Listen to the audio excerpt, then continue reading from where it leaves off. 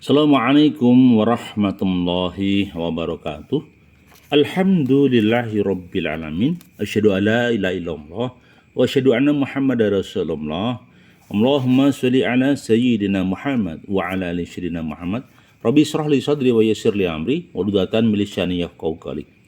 Rekan-rekan yang kami hormati, semoga kita dalam kondisi sehat, semoga kita dalam situasi bagas waras wilujeng ya.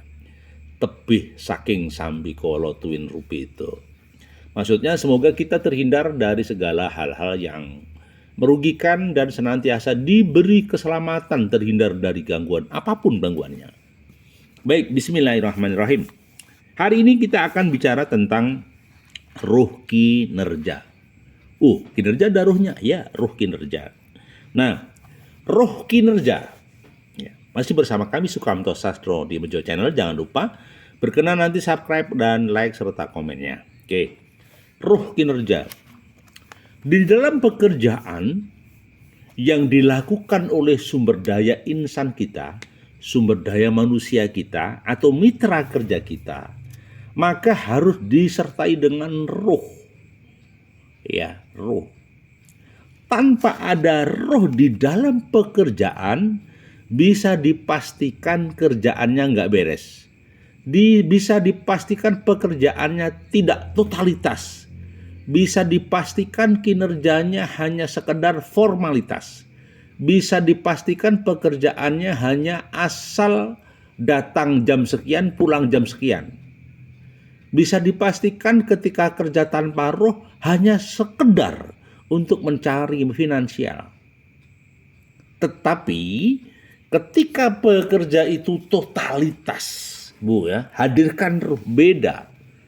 Akan totalitas, akan disiplin, akan komitmen, akan bisa mengurus semua persoalan karena kerjanya menghadirkan ruh.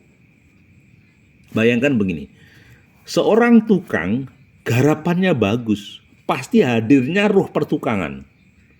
Seorang guru yang bekerja maksimal dengan kualitas pendidikannya, ya, bisa dipastikan dia punya ilmu pedagogik dan hatinya senang sebagai guru. Bayangkan saja, seorang sarjana teknis tidak suka jadi guru, mendadak disuruh jadi guru, berantakan. Oke, jadi, bagaimana ruh kinerja ini? Ya. Jadi, satu, ketika ruh kinerja itu sudah oleng itu ya sudah tidak komitmen, maka yang terjadi disebabkan karena apa? Nyaman atau tidak nyaman. Ketika seseorang karyawan merasa tidak nyaman, seorang yang bekerja, mitra kerja kita tidak nyaman, ada slack dengan teman, ada slack dengan bos, hatinya tidak lagi tertaruh di pekerjaan itu, di perusahaan itu, bisa dikatakan tidak nyaman. Kenapa tidak nyaman? Iya, sudah tidak lagi nyaman, tidak lagi indah, gitu loh, alias tidak nyaman. Maka bisa dipastikan ketika seseorang tidak nyaman, tidak menikmati proses pekerjaan, maka kerjanya akan ogah-ogahan, kerjanya terpaksa, kerjanya selalu hanya kayak robot berjalan, benar-benar tidak nyaman. Betul. Kenapa? Iya, dia sudah menjadi mekanik, bukan lagi insan kamil. Dia sudah menjadi robot, tetapi bukan insan yang punya ruh bekerja dengan totalitas. Karena apa? Dia tertekan, tidak nyaman. Yang kedua, tertekan. Ya. Sebuah pekerjaan yang dikerjakan sudah sedemikian hebatnya, demikian totalitas. Tetapi ketika ada pemilik sistem, ada pimpinan atasan yang menekan dengan berlebihan, tertekan, bisa dipastikan ruh kinerja akan ambyar. Bisa dipastikan ruh kinerja akan bubar. Ya, maka tertekan itu baik atau jelek? Sebenarnya tertekan itu dalam kondisi situasi jiwa, roh itu menolak. Misalnya targetnya sekian, puluh ribu. Dia protes. Nah, biasanya sudah tidak lagi nyaman karena sudah tertekan. Nah, ketika tertekan bisa dikatakan ruh kinerja akan menguap. Ruh kinerja akan hancur. Maka usahakan di dalam target tertentu adalah seimbang, balancing. Jangan sampai karyawan, jangan sampai mitra kerja kita tertekan tanpa memberikan argumen. Ya, memang harus diukur berapa target goalnya, berapa keuntungannya, biaya berapa marginnya, berapa biaya costnya, kemudian hasilnya seperti apa, berapa, kalau hasilnya sekian targetnya berapa, memang harus dihitung. Dan dihitung dalam ini harus rasional bagi karyawan, rasional bagi teman-teman produsen, rasional bagi semuanya, sehingga nanti ada sinergi bagian produksi dan sinergi bagian karyawan atau staff gitu loh ya. Jika itu tidak dilakukan, bisa dipastikan pasti tertekan. Kalau sudah tertekan, biasanya lepas. Orang keluar, orang mogok kerja dan segala macamnya karena merasa tertekan. Ya. Yang ketiga, ruh kinerja itu bisa juga melemah atau menguat karena gaji. Ketika gajinya ada bonus di atas UMR, semangatnya mungkin 45. Tetapi ketika gajinya masih di bawah standar, tidak ada bonus, misalnya mungkin tidak ada istilahnya THR, tidak ada bonus, tidak ada pengakuan-pengakuan yang eksis, sehingga yang dipastikan akan lepas. Ya. Jadi gaji itu dominan, makanya pemerintah buat ketetapan UMR, ya, upah minimum regional. Ada yang mengatakan UMK, upah minimum kota. Ada yang mengatakan UMP, upah minimum provinsi. Artinya apa? Upah tersebut didasarkan standar kehidupan, ya, THL, tunjangan hidup yang layak, atau standar hidup baku. Sehingga misalnya begini, seorang karyawan dengan istri satu, anak satu, bisa dipastikan ya sehari dia akan habiskan untuk biaya operasional macam-macam 50.000. Berarti 1.500.000. Mungkin biaya pendidikan anaknya dan lain mungkin 500. Berarti 2 juta. Idealnya Bapak Ibu di desa itu kebutuhannya minimal gajinya 2 juta. Ya, minimal 2 juta. Itu pun dengan satu anak. Itu pun anak belum kuliah, masih standar-standar SD, SMP gitu. Ya, makanya saya katakan, oh berarti kerja cari uang. Pasti. Mereka bergerak karena mencari uang. Biarpun harus menghadirkan roh, harus suka dulu, harus senang, biar kerjanya militan dan bagus. Kalau kerja tanpa roh ya hancur, bro. Gitu ya. Baik. Yang keempat, roh kinerja akan hilang ketika pemimpinnya garang, sedikit-sedikit marah, memaki, mencaci, bahkan tidak menghargai karyawannya, tidak menghargai pekerjaannya. Pemimpin garang ini membuat roh kinerjanya menjadi melemah. Dia akan yes man, yes boss. Itu di depan. Kalau dari belakang, maki, mengumpat gitu loh. Kenapa begitu? Iya, karena tipe pemimpin garang itu tidak disukai, ya, alias pemimpin yang kejam, lalim. 5. Tidak semangat di dalam bekerja. Ya, hilangnya semangat. Hilangnya greget ya. Jadi roh kinerja itu akan hancur ketika semangatnya tidak ada. Misalnya seseorang karyawan konflik dengan keluarganya, dengan anaknya, berangkat kerja di kantor sudah uring-uringan, ya. Dan dia akan jadi ya kontraproduktif. Kenapa begitu? Iya, ya. Karena dia sudah tidak lagi punya gregal dalam pekerjaannya, ya. Baik, yang keenam, mati rasa kerja. Loh, kok iso mati rasa kerja? Iya. Pada titik tertentu karyawan yang tertekan, pada titik tertentu misalnya, bos itu kejam, sistem tidak melindungi karyawan. Yang dipastikan orang itu butuh kerja, mau cari kerja juga sulit. Akhirnya mati rasa. Ketika dia mati rasa, ini karyawan tipenya ndablek.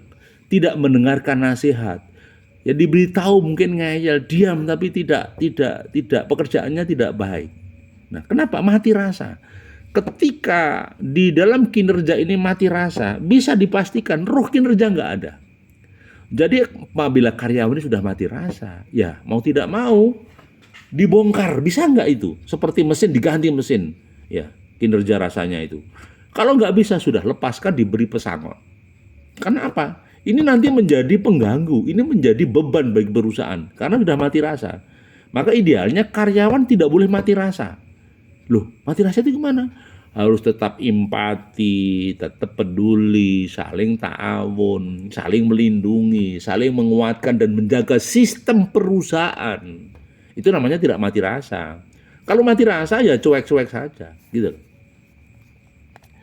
Baik, yang ketujuh, stagnan, fisik dan loyo. Stagnan dan fisik serta loyo ini mengganggu kinerja. Maka roh kinerja akan hancur. Kenapa? Ya stagnan. Nggak ada inovasi, gitu-gitu saja. Tidak ada variasi, ya gitu-gitu saja. Kenapa? Tidak ada cas, tidak ada pembaruan. Maka idealnya harus ada pembaruan, harus ada rotasi, harus ada perangsang bonus. Di perusahaan kami misalnya ketika tidak terlambat 5 kali, misalnya contoh, ada tambahan 5.000. Plus 26, misalnya masuk 26 hari ya, 26. Artinya apa? Stimulan itu sebenarnya, stimulan. Oh mungkin karyawan yang maaf sesuai dengan target mungkin ada perhitungan bonus, misalnya itu hanya stimulan. Ya, jadi biar tidak stagnan atau mandek. Ketika fisiknya stagnan, loyo, sudahlah hancur itu roh kerjaan. Roh kinerja pasti hancur. Ya, karena roh kinerja itu berbanding lurus dengan semangat, bergairah, komitmen, rasa senang, rasa cinta. Itu kalau sudah loyo ya sudah hancurlah roh kerja. Baik, 8 akan menjadi robot hidup. Kalau mekanik jalan jelas namanya revolusi ban berjalan ya. Revolusi pabrik, revolusi industri, pasti terjadi mekanik. Tetapi kalau seseorang bekerja di buah perusahaan menjadi robot, tidak ada robot itu kayak apa? Kayak tidak ada inisiatif, tidak ada kreativitas. Kemudian hanya biasa-biasa saja. Dia akan menjadi robot. Dia insan, dia manusia, tapi tidak ada kreativitas. Maka supaya tidak jadi robot, karyawan itu diberi panggung kreativitas. Asalkan masih tidak melenceng dari visi misi produk, alias tidak melenceng merugikan daripada perusahaan, gitu ya. Baik, yang ke-9 yang bisa merusak ruh kinerja adalah individu. Jadi individualis ini menghancurkan. Misalnya begini, sebuah pabrik ada kerja tim, dia tidak mau kerja tim, ya sudah hancur ruhnya. Ruh kinerjanya hancur. Maka orang itu kapan bisa teamwork, kapan bisa eksekusi persendiri. Kalau teamwork nggak bisa, ya hancur perusahaan. Maka seseorang harus terus terang saja harus membangun kerajaannya, ya, membangun sistemnya yang terbaik. Sehingga individualis tidak ada. Pada hal-hal tertentu sifatnya person pribadi, oke. Tapi kalau di perusahaan tidak boleh individualis. Harus terbuka, harus transparan, saling menguatkan, saling mendukung. Itu yang terjadi. 10. Ya, karakter yang gandul atau jadi parasit. Ada karyawan yang sudah senior, mungkin dia hanya mungkin dia tidak maksimal, hanya gandul. Atau juga karyawan yang junior, tapi punya karakter gandul. Artinya apa? Ora, sing penting ini wae mlaku. Biarin saja, yang penting jalan. Cuman gaji UMR, nah itu banyak keluh kesah orang seperti ini. Ya, maka karakter gandul inilah yang merugikan. Kalau tahu karyawan karakter gandul harus dipanggil, ditegur, diluruskan. Kalau tidak bisa sudah dilepas saja, karena dia akan menjadi beban bagi perusahaan gitu. Baik, terima kasih. Demikian tadi yang kami sampaikan, roh kinerja naik atau turun ya. Seperti tadi beberapa hal yang kami sampaikan. 1, Tidak nyaman, 2 tertekan, 3 gaji di bawah standar, 4 pemimpin yang garang atau istilahnya kejam, 5 tidak semangat dalam bekerja, 6 mati rasa saat bekerja, 7 stagnan fisik loyo, 8 robot hidup, yang 9 individualis, yang 10 karakternya gandul atau parasit. Terima kasih, semoga bermanfaat hari ini. Berkenan untuk subscribe, like, dan komennya di channel kami Sukamto Sastro Dimejo Channel. Terima kasih, mohon maaf bila ada sesuatu yang kurang berkenan. Assalamualaikum warahmatullahi wabarakatuh.